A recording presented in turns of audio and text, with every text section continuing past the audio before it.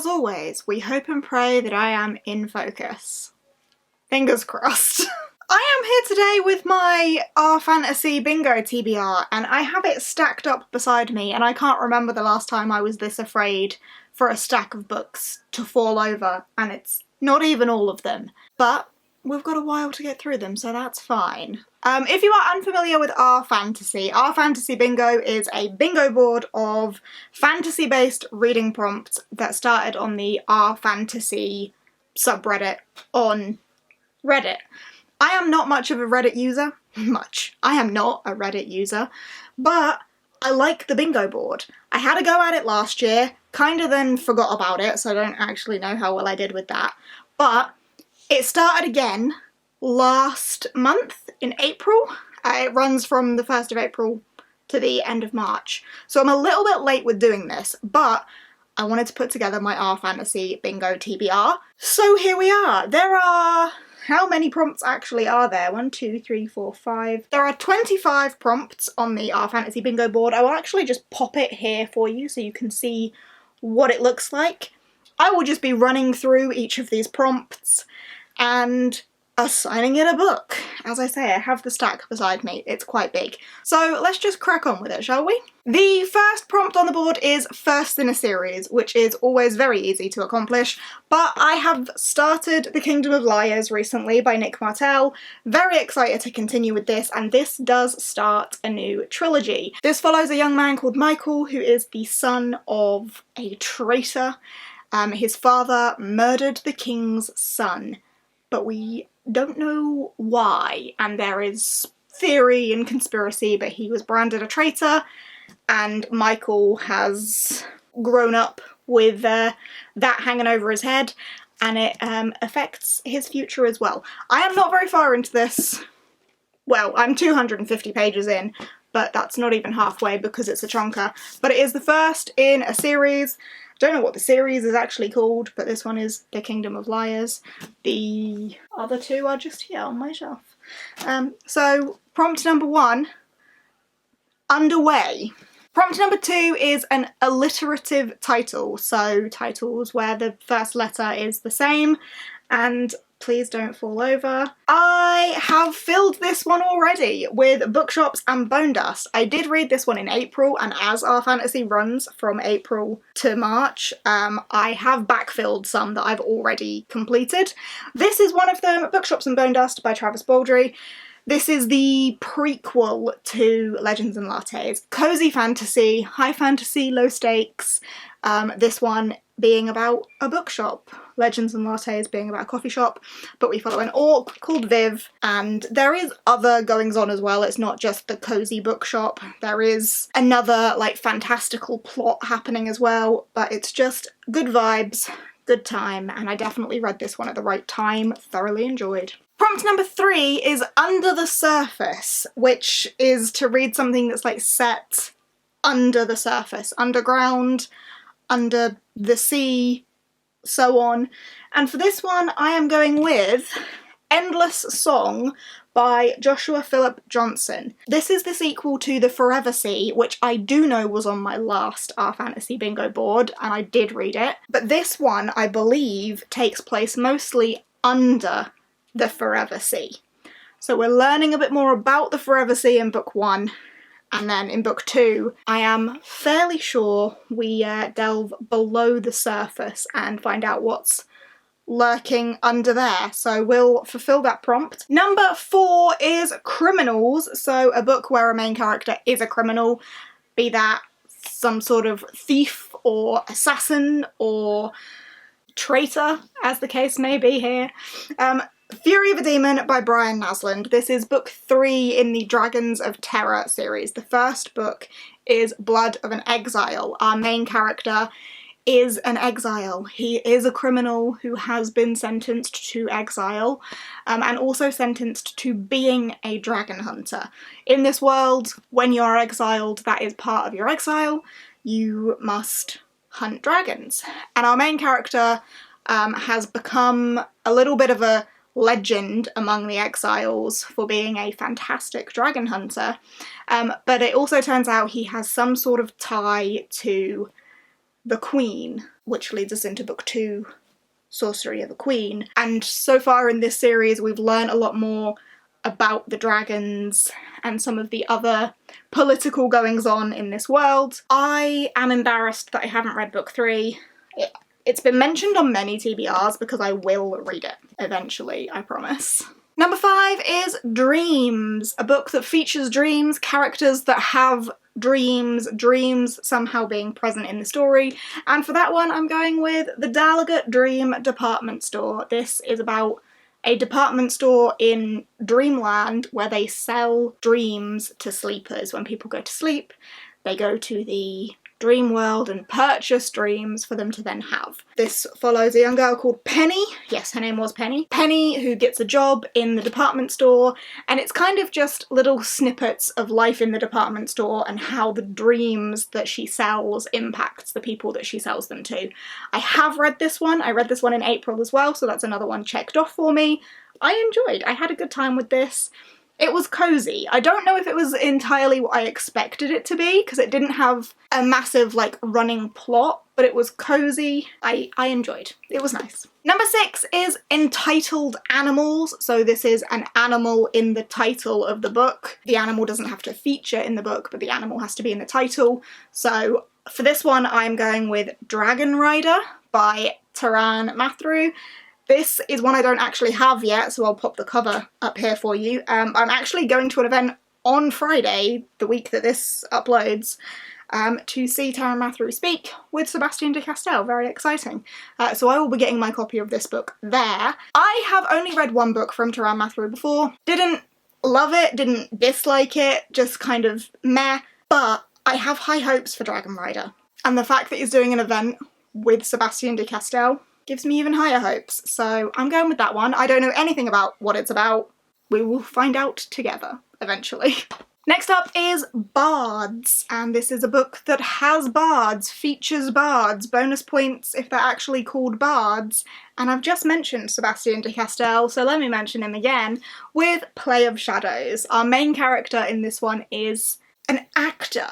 And amongst actors there are musicians, and where musicians and actors go, there are bards, or in this world there are bardati, who are one of the, like, 12 orders of people who are sworn to protect the world. You've got the Greatcoats, you've got the bardati, you've got others. But the bardati are the musically talented, the bards of this world, and bards play a very big role in this book. I read this one at the point of filming this. I actually read this yesterday, and this has taken top spot for me. This is now my new favourite Sebastian de Castell book. If you didn't know, Night's Shadow was my favourite Sebastian de Castell book and was actually my favourite book of all time. Which does mean we have a new winner, because it's my favourite Seb book, so therefore my new favourite book. This was fantastic. We follow the grandson of some Greatcoats. His name is Damalus, and he is an actor. He is a terrible duelist, a terrible swordsman, and has got himself tied up in an obligation to duel the best duelist that the world has ever seen in the Vixen. She's gonna kill him. She wants to kill him, so he needs to get away from her and fulfill his duties on stage.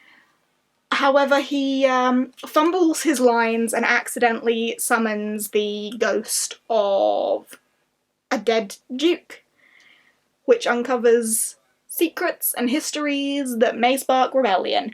And by may, you know I mean will.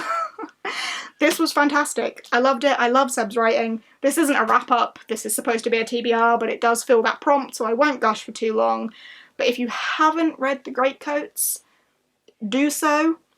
If you plan on reading this and you also want to read The Greatcoats, read that first, because this takes place after The Greatcoats. So you should read them first and then get to this. Okay. Don't spoil yourself.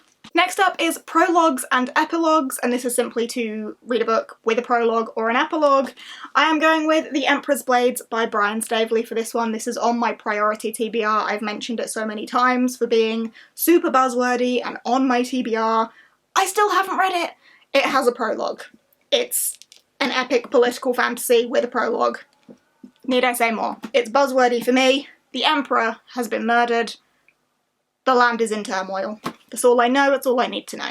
Next up is self-published or indie published, and for this I'm going to be reading Cursed Cocktails, which I will pop up on the screen here because this is on my Kindle. This is on Kindle Unlimited. This is a cozy fantasy again, and I really enjoy cozy fantasy. I hadn't heard of this one until Steph mentioned it to me, but cozy fantasy, Cursed Cocktails, sounds cute. Sign me up, and it is self-published. Next up is romantasy, which is kind of scary for me because not my usual cup of tea. However, I am gonna pop Steal the Wind on for this. You may have seen this recently in my self-destruct TBR, so I won't talk about it for too long, but this I believe is a romantasy, and if I don't read it in the next year, it's going to self-destruct anyway. It's the only one I could think to add on here, so we'll see if I get to it. May I have to replace this? I don't know what I would replace it with, because romantasy is not my genre, but I'll give it a go, see what happens. Maybe. And next is another one that's not really my cup of tea, but we have Dark Academia. I am not big into Dark Academia. I don't love school settings when it comes to my fantasy all that much, which is surprising for how much I then absolutely adored The Will of the Many, but that can't count. I read it before April and I don't think it counts as a Dark Academia. Anyway, so for this one I'm going with a middle grade and I'm going to go with Shadowhall Academy by Phil Hicks. I don't own this one yet, but I have loved the Evelyn Jones series from Phil Hicks, middle grade horror, and I believe Shadowhall Academy again is middle grade horror set at a boarding school, so it gives potential Dark Academia vibes. Can middle grade be Dark Academia? Oh, I nearly fell over. I don't know, but we're going with it. I'm gonna have that. Next up is Multi-POV, quite simply a book with multiple points of view, and I'm again putting in an embarrassing one because I should have read this by now and I should have read this a long time ago. Legacy of Light by Matthew Ward. I have started this now though. I am 260 pages into this. I am about 250 pages into 2 massive books. What's wrong with me? I need to continue this. The reason I put this down, I started it at the beginning of April and then needed to focus on my 30 books in 30 days, so it got paused and I just haven't gone back to it. I need to do so. Will I start again? I might just go back a few chapters to refresh my memory. I don't think I need to quite start again. It hasn't been that long. But this is book 3 in the Legacy series. I absolutely loved Legacy of Ash and Legacy of Steel, and I need to continue with Legacy of Light. There are lots of points of view in this world. Our main one... Is there a main one? Not really. There's not really one main perspective. But from book 1, our main character probably would have been Jadeyraereads, and Jadeyraereads is the son of a traitor from the south. His mother caused a rebellion and his people were kind of beaten down into submission by the Republic. Jadeyraereads then kind of becomes the face of the new uprising, and we also have many perspectives of those that are in the council from the Republic. We have Jadeyraereads' sister, we have the person who murdered Jadeyraereads' mother. There are lots of perspectives going on. This is a book series that I find very difficult to explain, especially because I think what you're told at the beginning of book 1 and where you are at this point, like, a lot has happened. We have unearthed a lot more magics than we maybe knew about at the beginning. There are people with their own little quests that maybe don't align with everyone else's, and there's lots of pieces going on to put into place to the bigger overall plot, so it's very difficult to explain, but I have loved what I've read of this series so far, and I really just need to finish book 3. Next up is published in 2024. Very simply, one that was published this year, and I'm going with one I have already read, which is The Last Fee Hunter by Salome Goldenberg. I read this one at the beginning of May, so very recently. I enjoyed this one quite a bit. We follow a fee hunter called X, And X has this desire, this dream, to kill the legendary Demon of Nightmares. So we're following his quest to fulfill that. However, along the way he meets a heavily pregnant woman who needs passage through the forest to the witch. However, the forest is full of these otherworldly creatures that particularly like unborn flesh. So he agrees to give her aid through the forest to take her to the witch. Along their journey together, he discovers secrets about her. Her name's Arinya. Secrets about Arinya, her life, what she's capable of, who she is. And those secrets more and more reinforce that he probably shouldn't have fallen in love with her along the way. But here we are. But mainly, cool monsters and a really cool magic system as well. Next up we have character with a disability. Now, I will be honest with you, I was almost tempted to put Master Artificer on here because I still haven't read that. Master Artificer is the sequel to Master of Sorrows. Massive, massive book. Going to be a massive series. Scares me now I know more about it.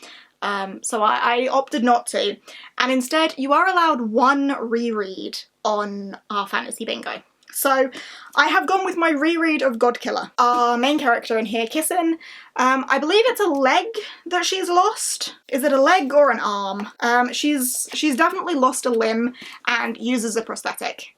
So fulfills that and proves that she's still a badass Godkiller, even without a limb. I liked Godkiller. I didn't like Sunbringer quite so much, and I don't know how I feel about this series overall.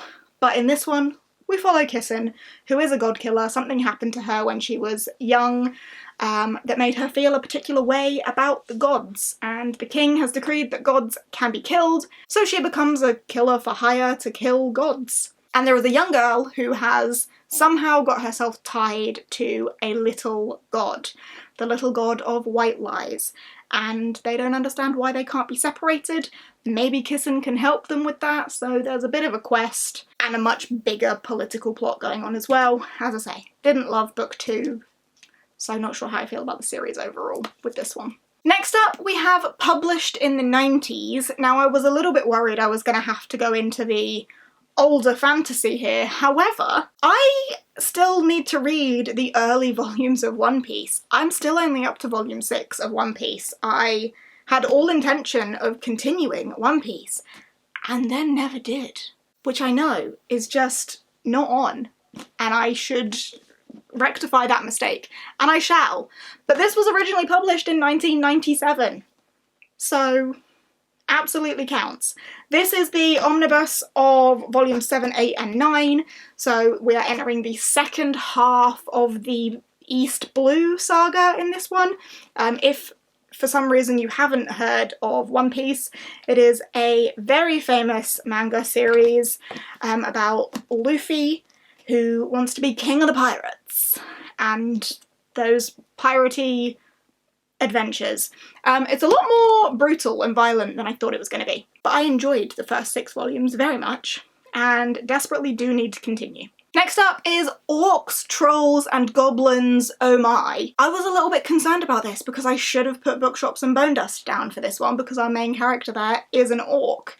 But instead, on a list somewhere on Storygraph, it says that how to become the Dark Lord and die trying, I think that's its title, by Django Wexler, has either orcs, trolls or goblins or something. I am not sure. I don't own it. I haven't read it.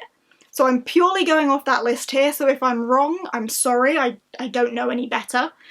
Just basing this off that list that it was featured on. I have heard that it is hilarious. I am excited about it. It was on my anticipated releases list. I don't own it yet, but I need to get to it because it sounds funny. It's about someone trying to become the Dark Lord.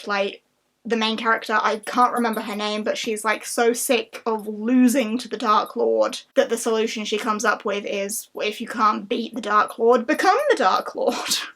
And then you won't lose. Sounds like a fun time, so that one. Next up is space opera, and I think the only space opera I have on my shelves is Unconquerable Sun by Kate Elliott. This was recommended to me by Emma, who is a lover of space opera, so trusting her opinion on this one.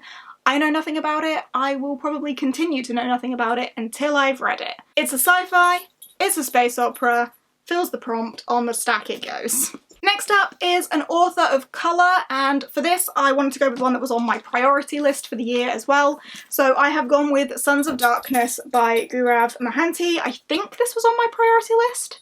If it wasn't, it should be, because I've been so excited to read this since it came out.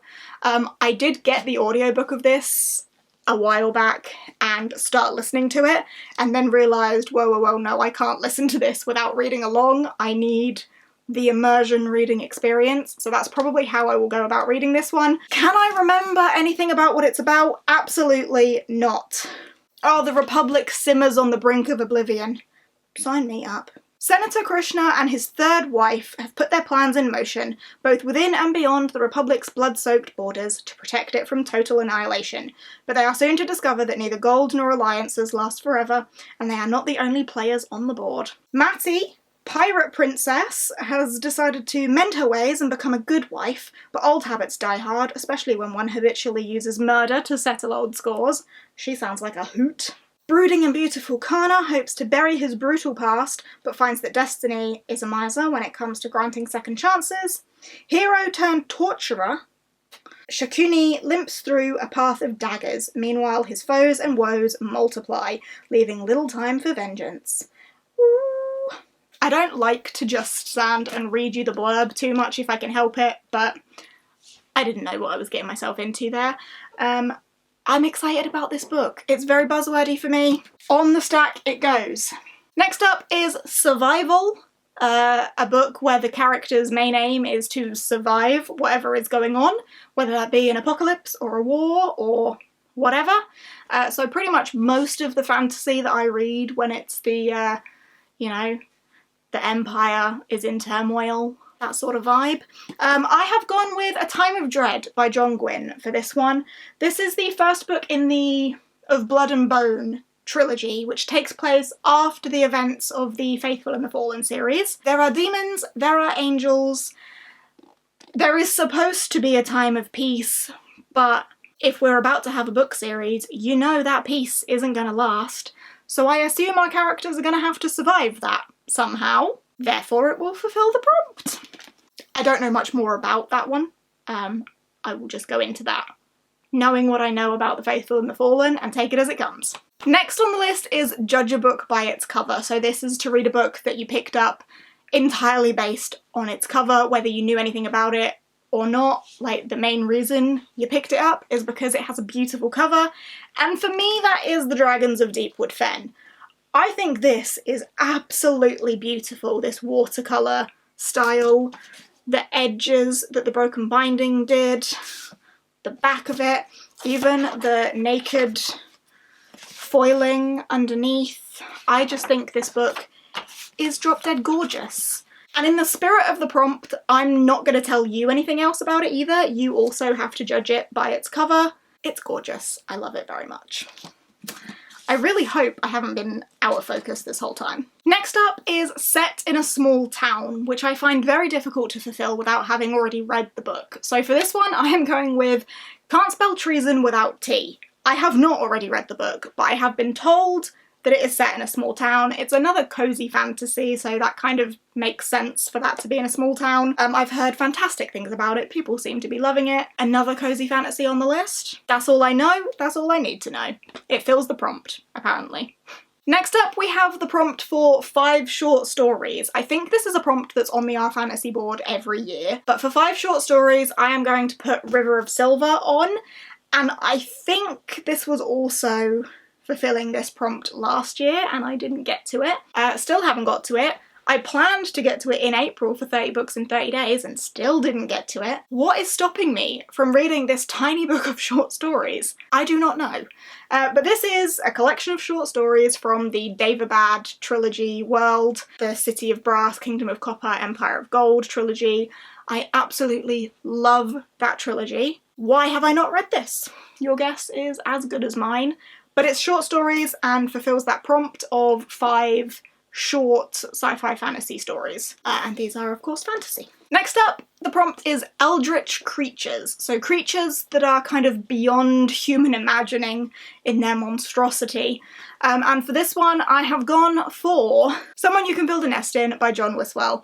I read this one in April, and our main character in this one is Shasheshan. Shasheshan, who is a shape-shifting swamp creature. She is an amorphous blob who can become anything, and she will eat people, amongst other things. This is a very bizarre blend of cozy fantasy meets horror, body horror. We have murder and consumption of human, but we also have a very cute sapphic love story. It is a weird combination that works very well. I enjoyed this one quite a lot, actually. Next up, we have reference material. So this is to read a book that contains some sort of reference material, be that a map or a list of characters to refer back to or so on. And for this, I'm going for The Grace of Kings. I thought, again, it would be a good idea to pick a book that's on my priority list to hope that I actually get to them. But the end papers on this are a map. You would think that my vision wouldn't be this bad with my glasses on. Hopefully you can see that that's a map. But the end papers are a map, yep. And I think we also do have pronunciation guides and list of major characters and so on. So it's actually got a fair bit of reference material in this one. So definitely fulfills that prompt. And then finally, the last book on the bingo board is the book club or read-along book. So this can be their current book club or read-along book on Reddit, or any that they've had in the past. So going through the list of ones they've had in the past, I have landed on When Women Were Dragons by Kelly Barnhill. This one was also on my self-destruct list, but it's one that kind of piqued my interest when describing it in that video. I was definitely intrigued all over again, so I'm keen to finish this one up pretty soon and see if it was worth me reading or not. I'm curious about the dragons, because I assumed that the dragons, like women becoming dragons, would be metaphorical in this, but it seems not, and the women actually do become dragons, so I'm intrigued to see, like, on page how much we see those dragons, or if it is still physical but more of a metaphor, and how that all works. But lots of female rage and dragons. And there we have it. There is my full fantasy bingo board for this year. Hopefully I haven't been out of focus for this whole time, because I'm not doing it again. But we will see how I do with this year's board. As I say, I didn't check up on last year's board at all. Hopefully I will be a little bit more accountable this year, fingers crossed. I've got some good books to pick from, a decent amount of them. In fact, I can check how many. 6 of them, because I've got it all written out, 6 of them I have already read. So I'm already off to a good start of this 25, and I have intention to read the rest of them fairly soon. Maybe not quite the rest of them, but most of the rest of them I have intention to read fairly soon, and hopefully this will give me a bit of a nudge to read those other ones as well. But thanks for hanging out with me whilst I take you through this enormous list. I hope you have enjoyed. If you are participating in our fantasy as well, let me know down below. But thanks for hanging out for a bit, and I will see you in whatever comes next. Bye!